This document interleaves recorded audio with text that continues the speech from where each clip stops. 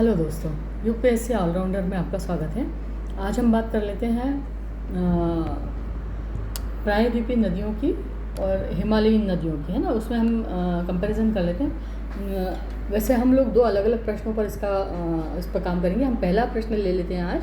Himalayan नदियाँ जो है ना, बनाम प्रायद्वीपीय नदियाँ, उनके मौसमी प्रवाह की हमको तुलना करना है। ठीक है, तो प्रायद्वीपीय नदियाँ और हिमालयीन नदियों में आपको एक तरीके से अंतर बताना है कि इसमें प्रमुख अंतर क्या होता है।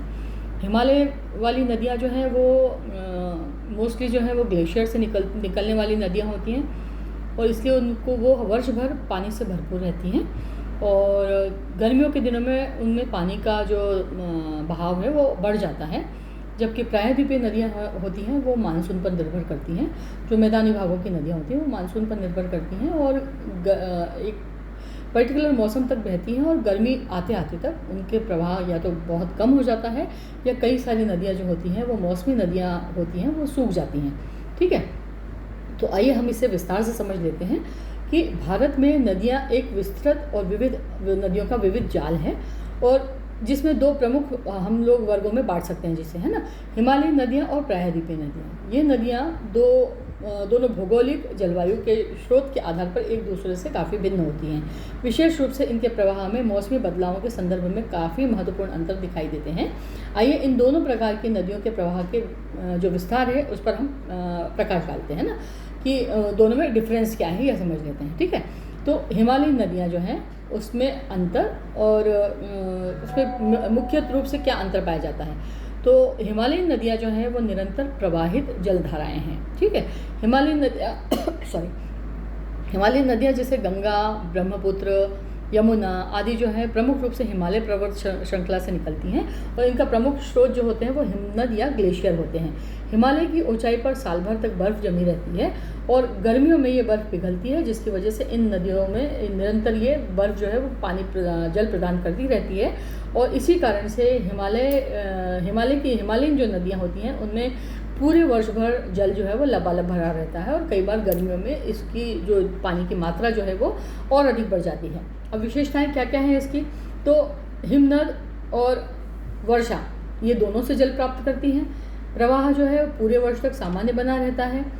खेती, खाने पीने मतलब पीने के पानी और ऊर्जा उत्पादन में इसकी महत्वपूर्ण भूमिका होती है।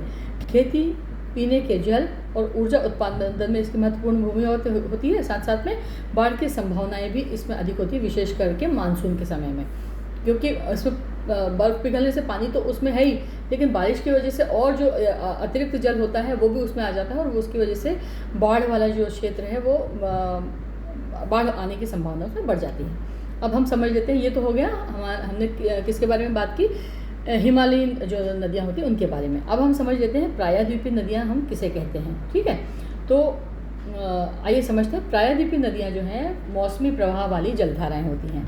प्रायद्वीपीय नदियाँ जैसे गोदावरी, कृष्णा, कावेरी, नर्मदा मुख्य रूप से ये भारत की दक्षिणी पठार से निकलती हैं और इसका मुख्य जल स्रोत जो है वो वर्षा होता है जो मानसून पर निर्भर होता है। इसी कारण इन नदियों के प्रवाह मौसम के अनुसार बदलते रहता है। मानसून में इसमें भरपूर जल होता है, वहीं गर्मी के मौसम में और सर्दी में इसका जल स्तर कम हो जाता है और कई सारी जो नदियाँ होती हैं, जो छोटी नदियाँ हैं वो तो कई बार सूख भी जाती हैं। ठीक है, वर्षा इसकी विशेषताएं समझ लेते हैं हम लोग। वर्षा पर इसकी निर्भरता अधिक होती है, साथ साथ में प्रवाह मौसमी होता है, यानी गर्मी में प्रवाह कम और मानसून में अधिक होता है। बहाव जो है इसका वो तेज होता है और जल विद्युत उत्पादन के लिए उपयुक्त होती हैं, है ना। नदी तल जो है वो कैसा होता है, कठोर होता है और गहरा होता है। अब इसका हम दोनों का तुलनात्मक अध्ययन कर लेते हैं कि तुलनात्मक विश्लेषण कैसे करेंगे। तो जो हिमालयी नदियाँ और प्रायद्वीपीय नदियाँ हैं उसमें फ़र्क जो है इसका, हिमालयी नदियाँ जो हैं उनका स्रोत क्या होता है, हिमनद और वर्षा जल मतलब ग्लेशियर और वर्षा का प्रवाह। ठीक है, और इसमें बाढ़ की संभावना भी अधिक रहती है ना। उपयोगिता जो है इनकी सिंचाई और ऊर्जा, जल विद्युत उत्पादन और इनका प्रवाह बहाव जो है वो कैसा होता है, संकुचित होता है और तेज होता है।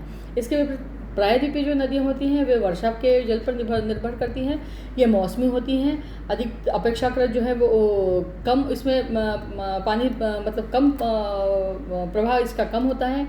सिंचाई जो है इसमें भी सिंचाई और परिवहन और ऊर्जा विद्युत उत्पादन होता है इसमें, और इसका विस्तार जो है वो धीमा होता है। ठीक है, बहुत ज़्यादा तेज़ ये नहीं बहती हैं, और मौसम के अनुसार गर्मियों के मौसम में कई जगह पे सूख जाती हैं, और या इनका जल स्तर जो है वो घट जाता है गर्मी और ठंड के मौसम में।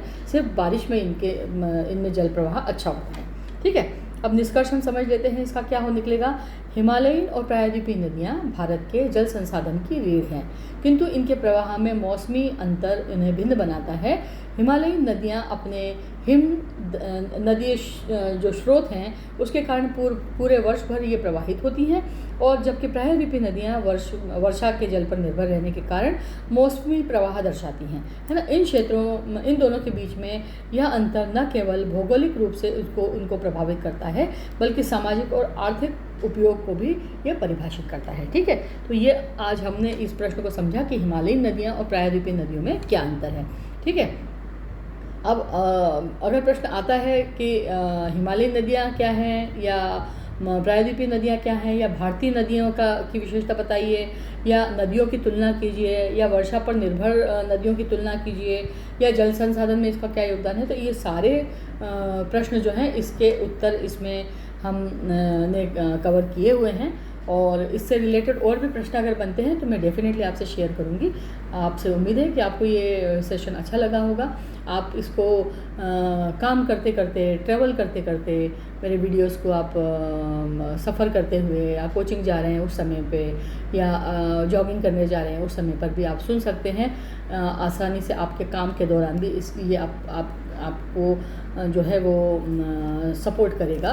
तो मुझे उम्मीद है कि आपको ये सेशन मेरा पसंद आया होगा। अगर आपको ये प्रश्न और उसके उत्तर जो मैं आपसे शेयर कर रही हूँ ये आपको अगर अच्छे लगे हों तो प्लीज़ मुझे लाइक कीजिए और सब्सक्राइब भी कीजिए। धन्यवाद।